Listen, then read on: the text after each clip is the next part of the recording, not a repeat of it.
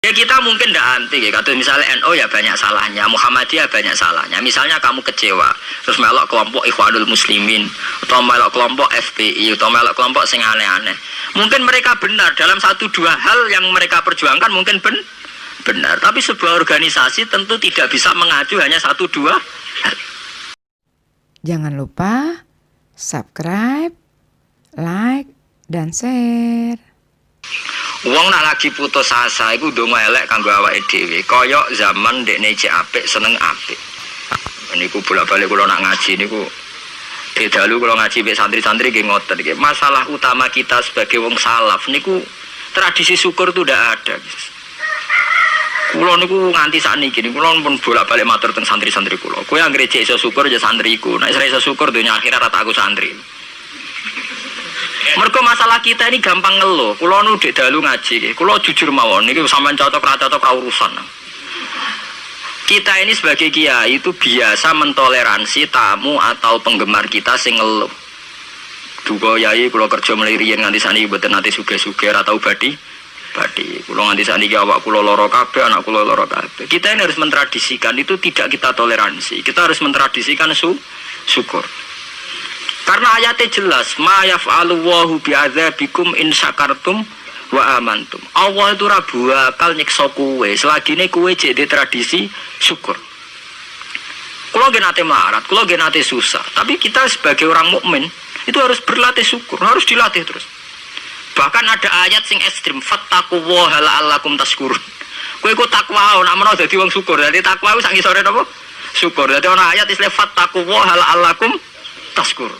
Kowe takwa, nak menawa dadi wong syukur. Karena kalau tidak syukur tuh begitu. Karena itu tadi sampai Quran ngeritik wa tul insanu bisyarri du'ahu bil khair. Kita ini mudah gegabah. Kowe ditokoi Gus Dur kecewa, ditokoi Basim kecewa, tokoi Pak Karno kecewa. Kowe milih tokoh sapa? Nokoi awam dhewe. Boleh kita yang jembar dada. Saya itu tidak pernah ngeritik SBY sebagai presiden. Kalau ngeritik ya dia punya kebijakan apa, saya tidak cocok saya kritik, tapi saya sebut halnya apa. Di Presiden Soekarno dhisik wong ya kecewa, wong lengsere Pak Karno ya lewat demo saat inflasi 600 digit. Gulingnya Soekarno ya lewat demo. Nyatanya di Presiden Soeharto ya kecewa, ya dipecat lewat demo, lewat power people. Di Presiden Habibie ya kecewa, konang sedilo ae. Lagi Habibie urung luguh tenanan nek nang pemilu, kowe iku presiden transisi. Lho geneman kok ngono. Jadi nang pemilu kowe iku presiden transisi. Umumnya presiden nak dijamin konstitusi iku ora ana presiden kok kon sedelo. Mau kon gawe persiapan pemilu. Mergo kuwi presiden wis ngono dikei warning ambek mahasiswa ambek pakar-pakar. Kamu ndak boleh punya keputusan strategis karena kamu hanya presiden. Lah sesuk aku barang anggap kiai transisi. Ora oleh fatwa penting kiai transisi. Cangkem ora ono bare. Lho bareng diketi Gus Dur ya kecewa meneh dipecat. Nah Megawati urung sempat mecat wis leren dhewe mergo mesti delok lah. Ora usah dipecat wis leren dhewe. Ya orang gampang kecewa itu merusak tatanan gitu. Ambek NU kecewa, ambek Muhammadiyah kecewa. Ambek apa saja kecewa itu ya mental-mental kita harus mudah syukur. Bahkan ancaman Quran wa in syakartum la azidannakum. Kowe nak syukur tak tambahi. Wala in kafartum ora kok kowe nak kafir ora tak tambahi, nak ngono ringan. Jadi nak syukur ditambahi, nak ora syukur ora. Istilah Quran ekstrim, wala in kafartum inna adzabi. Kowe nak kafir siksaku banget. Coba sekarang orang-orang sing stres, sing tadayuk fiddin, sing ngrasa agama digawe repot. Wah, setengah stres kabeh. Wah, tamu kiai kabeh dirasani, tokoh kabeh dirasani, fenomena sosial apa wae perempal kabeh salah. Lah kowe dhewe ku piye? Kowe ku salah ta ora dipikir. Man kula niku tetap setuju nggih, saya sebagai pribadi itu tetap milih NU atau Muhammadiyah. Nah partai wae milih sing gedhe lho. Ya sampean pemilih yang gede Golkar apa PDI apa sing gede-gede ora kertakoki partai apa sing gede ya. Ora masuk wae sing gede.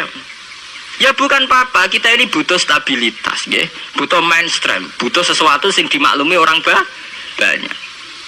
Karena aslul mungkar, saya sering baca tentang kitab-kitab hadis. Aslul mungkar artinya sesuatu yang asing. Al ma'ruf artinya sesuatu yang sudah dikenal yang tidak asing. Sebab itu kita ngikuti yang al-ma'ruf. Al-ma'ruf adalah sesuatu yang wis dadi mainstream, sing umume wah. Ya kita mungkin tidak anti ya, kata misalnya NU ya banyak salahnya, Muhammadiyah banyak salahnya. Misalnya kamu kecewa, terus melok kelompok Ikhwanul Muslimin, atau melok kelompok FPI, atau melok kelompok sing aneh-aneh.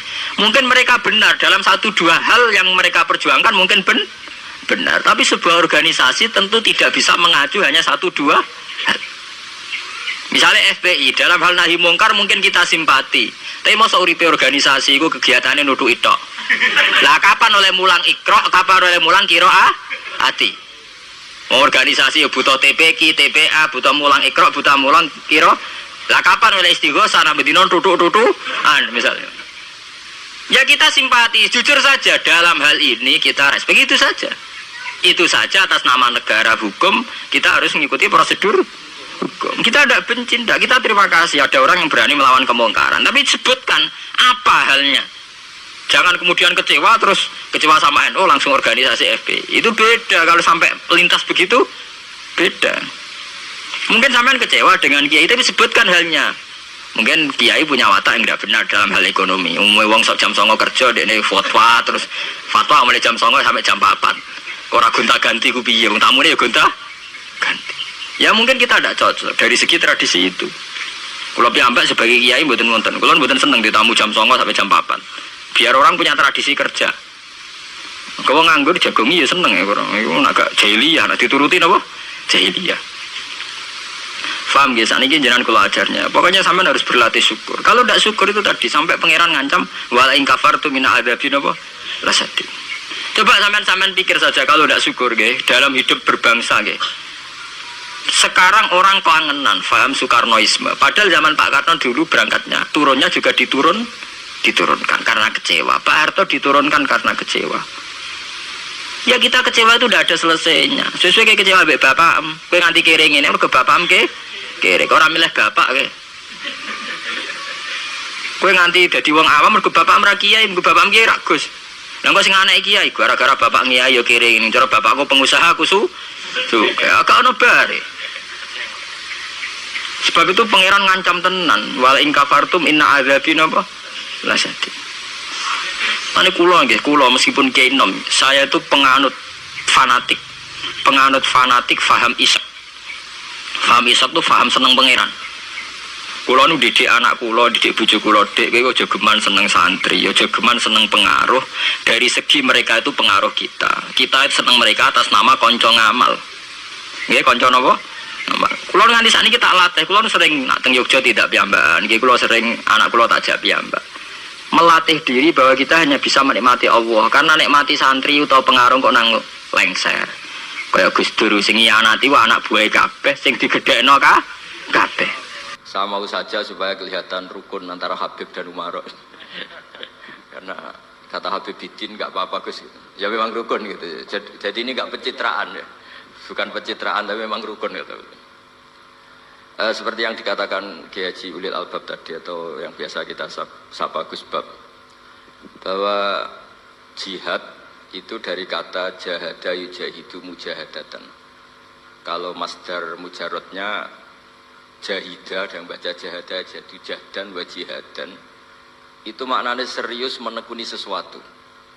Jadi tidak harus bentuknya perang. Tapi Islam juga jangan anti perang, karena andaikan Islam itu tidak punya konsep perang, itu juga kita bingung saat kita dijajah Belanda. Jadi sesuatu itu pasti akan ada momennya, ada pembenarnya. Disebut kalau dalam fikih muqtadul hal. Terus memikirkan agama utawi jihad. Jihad itu berjuang. Jihad dimaknani perang itu cukup wong ekstremis. Lalu mana jihad itu orang hubungannya dengan perang, jihad mana berjuang. Mereka jahada ya jihadu jihadan itu kangelan loh. Antara kangelan itu disebut loh jihad. Kalau gue melarat kangelan itu jihad. Mulane wong mati fakir mati nopo? Jihad. Mulane mati syahid mati nopo? Wong seneng wong wedok ra kesampeyan mati iku ya mati nopo? Syahid. Lho ngene iku. Dadi syahid cinta nih wonten. Dadi seneng cawe wedok demenan rawani ngempet ora iso iku nak mati syahid. Tapi syaratnya mati loh ben syahid. Niku tenan ya. Terus masyhur ketika Rasulullah ditanya siapa mati syahid menurut kamu, yaitu orang yang mati di medan perang. Jawab Nabi, idzan syuhada ummati qalil. Kalau gitu yang mati syahid sedikit. Nabi mulai nyebut al-mat'un, orang yang mati karena penyakit pagebluk atau penyakit massal atau masif. Wal mabtun, orang yang mati karena sakit perut. Terus wal mahdum, orang yang mati karena kerubuhan bangunan. Di sebagian riwayat yang mati karena tenggelam itu juga syahid. Dan termasuk mau mati cinta tadi itu ya mati nopo. Mau seneng wong wedok ora kesampean, zina rawani, ngempet ra iso, yakin ditolak terus mati. Nah, itu syahid apa? Syahid. Nah, itu penting kalau terangkan karena kalau Allah, karena itu tadi ya. Teorinya orang-orang ahli sunnah itu sederhana gitu. Jihad itu maknanya tenanan. Jadi jahadaya jihadu jihad dan makna apa? Tenanan. Sebab itu zaman jenengan ngaji teng ala-ala nopo ngaji kitab-kitab alim mesti ijtihad wala taksal. Ijtihad tenanan sira wala taksal. Jadi bandingannya tenanan itu ojo males. Ora kok ijtihad perang sira mboten. Perang itu kondisi tertentu yang kebetulan itu ya kangelan terus disebut jihad. Sebetulnya babnya itu vital. Makanya di fikih itu nggak ada bab jihad, ada bab vital. Kalau jihad ya ngaji ya jihad, mempertahankan kemiskinan ya. Yang bapak melarat, bapak yang melarat kok. Utuh nanti ya fotonya melarat. Wah itu jihad. Nggak mudah tetap Islam dalam keadaan fakir. Wah itu jihad, no? Keren. Jihad keren. Lo soleh kayak tuh, aku gampang ono sing gaji. Artinya soleh itu kan gampang. Ada yang gaji, ada yang munisabul fadilah, itu kan gampang. Mempertahankan kesolehan seperti itu mudah. Ada yang gaji, ada yang ngamati, ada yang nyucuk, ada yang memberi gelar sohibul fadilah, itu gampang sekali. Orang-orang miskin itu soleh-solehnya sendiri gak ada yang nyami template. Dan gak ada yang bilang dia sohibul fadilah. Tapi tetap gak zina, gak maling, gak korupsi. Wah itu luar biasa. Soalnya balik gampang karena gampang banget. Oke, kalau terang lagi menyangkut apa kita lagi. Rata-rata ulama mana nih kita itu perang. Dia perang niku ya perang niku satu area yang ditentukan dengan semangat sama-sama membunuh. Jadi nopo kita. Sehingga semua ahli bahasa yakin ya qatala itu musyarakah. Jadi kalau saling membunuh namanya qatala, saling memukul namanya doroga. Kalau sepihak itu misalnya orang kafir tidur kamu bunuh itu tidak perang. Ya kamu bunuh bukan perang. Sehingga dulu perang itu ada areanya, misalnya perjanjian ketemu di Badar, di Quraidah, di Khaybar. Areanya ditentukan, jamnya ditentukan, bahkan ada jeda kalau malam itu libur, enggak perang. Sehingga ini orang-orang Islam moderat yang ulama, kita ulang lagi yang ulama, yaitu ya yakin betul yang dialami Nabi itu memang kita itu ya perang. Ya perang itu tadi musyarakah. Makanya Imam Syafi'i ngotot nggak bisa Quran difahami kecuali dengan lughatil Arabiyah. Fa innal Quran wasofa nafsah bi annahu bilisanin Arabiyyin mubin. Sehingga karena ada aturan perang, yaitu misalnya menentukan tempat. Misalnya Quran sendiri ngendikan qatilul ladzina ya yuqatilunakum. Misalnya masalah perang, mengusir ya wa akhrijuhum min haitsu akhrajukum. Kamu perangi ya mereka yang merangi kamu. Misalnya akhrijuhum ya min haitsu akhrajukum. Kalau kamu mengusir mereka ya karena mereka mengusir kamu. Sehingga ada timbal balik kasus. Timbal balik kasus di mana kalau kita diperangi ya merangi, kalau kita dirampok yang rampok.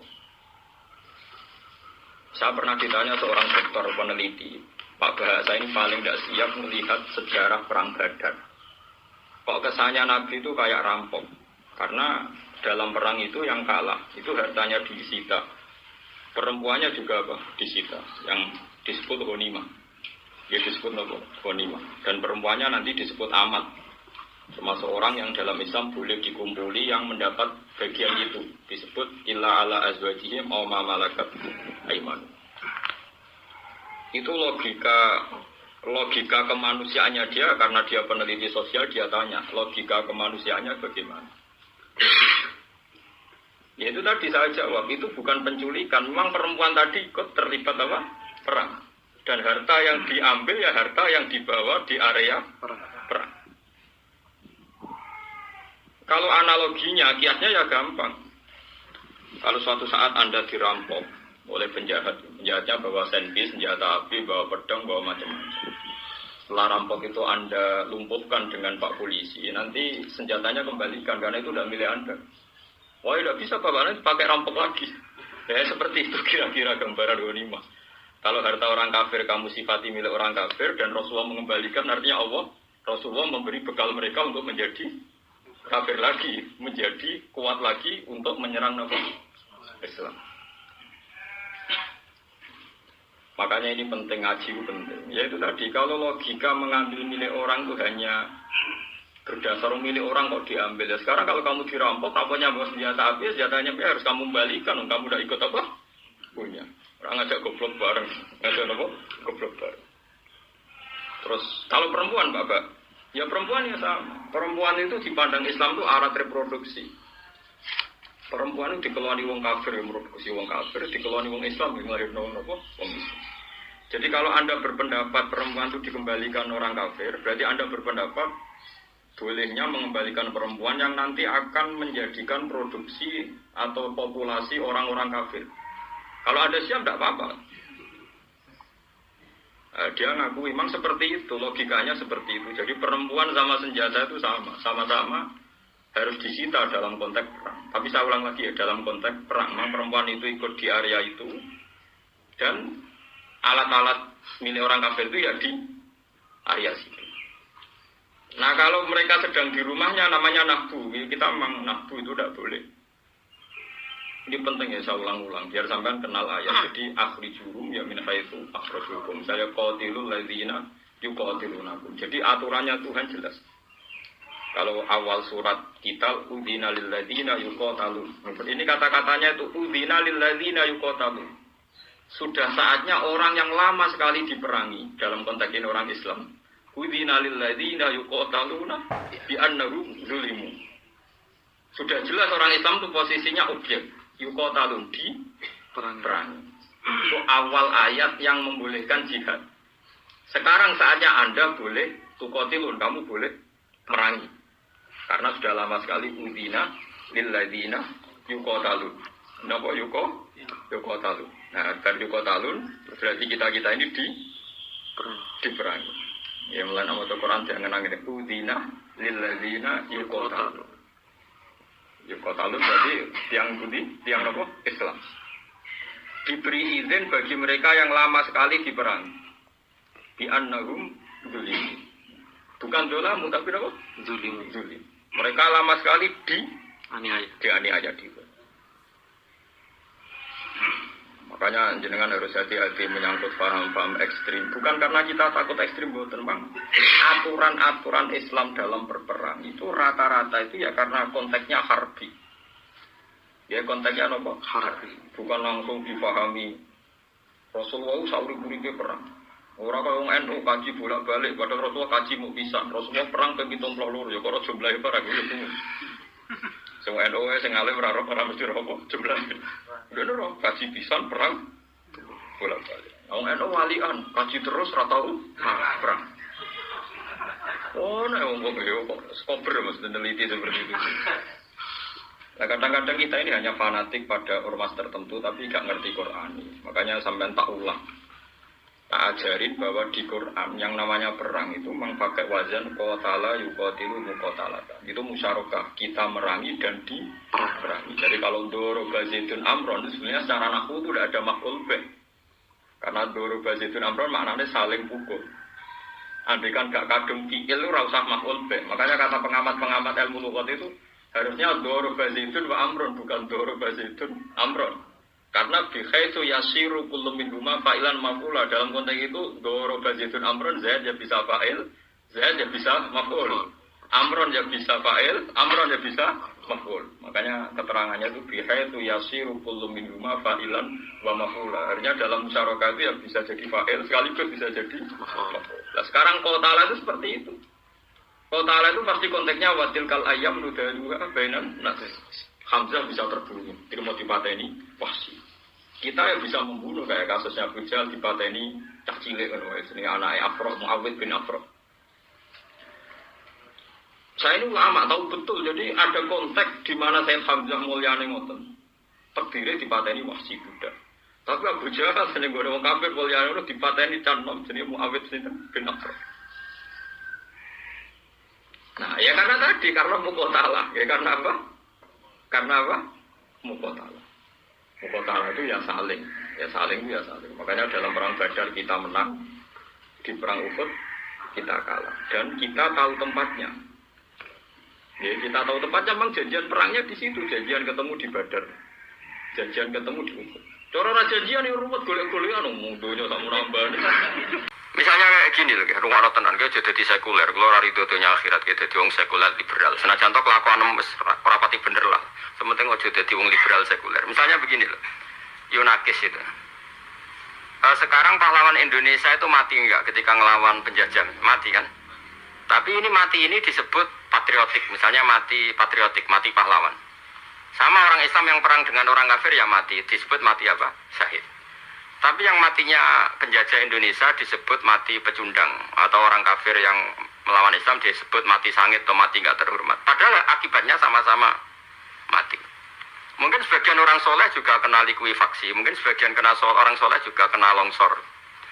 Tapi ketika dia menuju Allah, uripe marani pangeran, marani kebaikan. Ini cara Allah disebut menuju kebaikan. Sehingga ketika mati, Allah menghormati niatnya. Tapi kalau orang mau demenan, mau zina, ketika mati dia disebut menuju perzinaan apa. Sehingga nanti ketika matinya sama, summatu pasuna ala niyatihim. Itu jenenge detail. Kan masyhur, Nabi kan pernah ngendikan nanti di zaman akhir banyak khosfu, banyak orang kena khosfu. Jadi sebetulnya sebetulnya saya tuh tidak mau cerita hadis ini, tapi karena kadung pernah terjadi di Palu, likuifaksi tadi, orang tenggelam di bumi. Sebenarnya di hadis-hadis sahih banyak, di antara alamat dekatnya kiamat itu terjadi khosfu lagi. Sebagaimana yang pernah dialami kaumnya siapa? Musa, yaitu Korun. Itu sebenarnya di hadis-hadis sahih, cuma kiai-kiai rawani moco, mergo disalahno, utawa ditakok bukti ini, ayo repot. Tapi saya kira kadung ono, kita ngomong saja kadung ono. Nah, tentu ya ada yang soleh juga ikut. Terus sahabat ada yang tanya, lalu kenapa yang soleh ikut ya Rasulullah?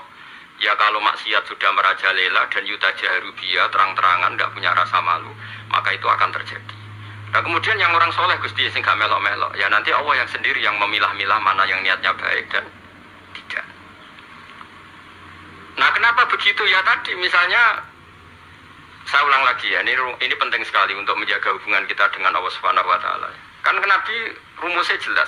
Faman kanat hijratuhu ila Allahi wa rasulihi fa hijratuhu ila Allahi wa rasul. Orang yang komitmennya menuju Allah dan Rasul dan dia perjalanannya semua menuju Allah dan Rasul, maka dia juga dihitung oleh orang yang menuju Allah dan Rasul. Tapi waman kanat hijratuhu ila dunya yusibuha abimro'atin yang kikuha fa hijratuhu ila ma hajara ilaih. Orang yang komitmennya hanya duniawi atau wedoan tok, nanti dia mati juga dengan status penuju itu. Jika misalnya saya mati ditakoki pangeran, hak ning donya apa? Ya ben mulang Gusti kersane tiyang kenal sifat wajib jenengan, sifat mukhale jenengan, kersane tiyang sujud teng jenengan. Kowe ge kawulaku sing apik. Terus ge ditakoki, "Mus ning donya apa?" Nggih ngaji Gusti kersane ngertos ngeten-ngeten. Kersane saged dadi mudin ben tiyang mati niku mboten kados tikus terus dibuang. Ben sesuai syariat jenengan. Berarti status dia penuju Allah dan Rasul. Tapi ketika kowe urip mau kepengen mapan, aku mau mati nak rong mapan, aku rong mati nak rong pengen di omah, di mobil mewah. Nanti itu ditulis oleh Allah. Saiki mobil nyafaati kowe gak omah. Ya wis kono njuk syafaat wong sing mbok kepingini. Lah itu yang paling bahaya dalam hidup. Nah sehingga niat ini harus kita jaga. Apa niat ini harus kita jaga. Kemudian oleh ulama-ulama itu diekstrimkan. Diekstrimkan begini, rungokno tenan, awas kita keliru. Kenapa orang mukmin yang tren hidupnya hanya 80 tahun? Ya saya ulang lagi, tren orang mukmin hidupnya kan 80-60 lah. Malah zaman akhir rata-rata 60 sampai 70. Kan mati. Kira-kira orang mukmin ini yang mati 70 tahun ini masuk surga selamanya apa hanya 70 tahun? Selamanya. Kayak kepengen selawas ya, Mas? Nah, ada perdebatan ahli sunnah dan Mu'tazilah yang sampai orang Mu'tazilah tobat itu gara-gara perdebatan itu. Orang Mu'tazilah itu berkeyakinan masuk surga itu karena amalnya orang. Orang ahli sunnah berpendapat karena fadlnya Allah dan karena niat. Lalu orang Mu'tazilah didebat. Kalau ada orang masuk surga karena apa? Karena amalnya dia baik. Lalu Allah tanya, ada orang nggak pernah maksiat, taat terus ditanya sama Allah, "Cung kowe ning swargaku?" Ya Allah matur nuwun, lakal hamdu gini. Tapi 70 tahun nggak tahu. Kok bisa Gusti? Anda kan janji engkau janji kalau surga itu selamanya lawas. Lah kowe yakin swarga itu mau sesuai amalem? Ngamalem ning dunya mau 70 tahun iku ora genep soleh terus. Ya wis swargamu 70 tahun. Sesuai keyakinan nak swarga mergo amalem. Fair. Mau angis deh. Nah amalem 70 tahun ya wis swargamu 70 tahun. Saya ra iso entek ku fadolku, nak fadolku rahmatku gak entek. Nak amalem entek, tak sahur 70 tahun kelar. Mau angis. Gempur Gusti krono fadole jenengan. Gak wis kliwat neraka. Nah, kemudian itu dianalisis oleh ulama ahli sunnah karena tadi masyhur itu dungane wali-wali ilahi anta ta'lamu wa illam tadumit ta'atu minni fi'lan jasman faqad damat mahabbatan wa asma. Ini masyhur dungane wali-wali. Ya Allah engkau tahu bahwa taat saya ini ya tidak selalu konsisten. Tapi engkau tahu bahwa komitmen saya meskipun gak kesampaian ingin selalu taat. Sehingga meskipun amal kita itu hanya 70 tahun, tapi niat kita, andai kan kita hidup selamanya lama, juga kita akan iman terus. Karena niat kita akan iman terus, maka diganjar swarga selawasi-lawas. Wong sing tukang kafir, umpama urip selawasi amen demenan terus, amen maksiat terus. Ora tau ditegur pangeran. Karena niate maksiat itu terus, lala dene mati ning nggon maksiat dan dia pikirannya nanti kesempatan yang akan maksiat terus, maka dia disiksa juga neraka terus. Nah makanya ini terus dawe kanjeng Nabi, kalau ada orang soleh ikut kena likuifaksi, kena khosfu atau kena gempa atau kena longsor, Allah tetap detail niatnya. Yang maksiat dihitung karena adab, yang taat dihitung sebagai syahid. Sama, kita perang sama orang kafir ya kita mati. Yang heroik disebut pahlawan, sing pecundang atau penjajah disebut mati sangit atau mati yang tidak terhormat. Tapi bentuk matinya kan sama. Yaitu jenenge munakosah. Allah tetap tahu detailnya. Jadi beda niat. Nah, kenapa Allah menghormati niat? Jawabannya itu gampang. Ini rungokno tenan. Ana wong gedeng mbek kowe, terus jarak 3 meter roh kowe terus ngidu. Jus-jus. Kowe mangkel to ora? Enggak, kowe wong waras mbek ana waras mangkel gak? Mangkel. Padahal gak masalah, kan gak kena idune wong jaraknya 7 meter. Gak kena kan? Tapi mantel gak? Karena itu ekspresi kebencian. Sebab itu ketika ana sahabat pamit ape mateni kodhok iku Nabi gak pareng. Aja jong kodhok iku aja pateni. Tapi Nabi Sayyidah Aisyah senengane mateni cecek, tapi juga kegiatan. Mateni cecek itu ibadah. Sayyidah Aisyah itu di antara kegiatannya kadang-kadang mateni cecek. Tapi aja terus takoni lho Mas, kiai kok men buru cecek kowe. Dan itu menurut saya itu cerminan ekspresi dan itu punya efek secara psikologi, secara status. Nabi Ibrahim ketika diobong Namrud itu kan apinya kayak apa luar biasa. Iku kodok, iku moro sungai, terus jupuk banyu disemprotno ning geni yang sudah nggak kebayang. Orang ana gunane lah. Tapi pangeran regani iku piye-piye prilakune kodhok iku nyenengno. Dia punya komitmen untuk ikut bantu memadamkan. Senajan itu ora mungkin hasil. Lah cecek teko melok nyebuli. Dadi kurang ajar cecek. Sampai saya kira di akhlak ning dhuwur. Mangkel ora. Padahal nyebuline cecek ya ora nambahi api gede.